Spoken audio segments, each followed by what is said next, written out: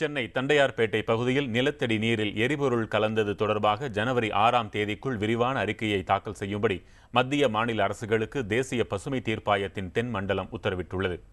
இது தொடர்பான வழக்கு தேசிய பசுமை தீர்ப்பாய நீதிபதி சொக்கலிங்கம் அடங்கிய அமர்வு முன்பு இன்று விசாரணைக்கு வந்தபோது மத்திய சுற்றுச்சூழல் அமைச்சகத்தின் சார்பில் பதில் மனு தாக்கல் செய்யப்பட்டது. அதில் நவம்பர் மற்றும் டிசம்பர் மாதங்களில் தமிழக தலைமைச் செயலாளர் தலைமையில் பெட்ரோலிய நிறுவனங்களின் தலைவர்கள், பெட்ரோலியம், தொழில் மற்றும் வர்த்தகத்துறை செயலாளர்களுடன் கூட்டம் நடந்ததாக தெரிவிக்கப்பட்டது. அதில் நிரந்தர தீர்வாக எண்ணூர் பகுதியில் புதிதாக எரிபொருள் குழாய்களை பதிக்க 234 ஏக்கர் நிலம் தேவை என்று எடுத்துரைக்கப்பட்டது. தற்காலிக தீர்வாக IIT நிபுணர்களை கொண்டு எரிபொருள் கசிவு குறித்து ஆராய்ந்து நடவடிக்கை எடுக்கப்படும் என்று தெரிவிக்கப்பட்டது. வழக்கை விசாரித்த நீதிபதிகள் அனைத்து துறை செயலாளர்களின் கூட்டம் திருப்தியாக இல்லை என்று தெரிவித்தனர். மேலும் வரும் 6ஆம் தேதிக்குள் பெட்ரோலிய நிறுவனங்களோடு ஆலோசித்து விரிவான அறிக்கையை தாக்கல் செய்யும்படி தேசிய பசுமை தீர்ப்பாய நீதிபதிகள் உத்தரவிட்டனர்.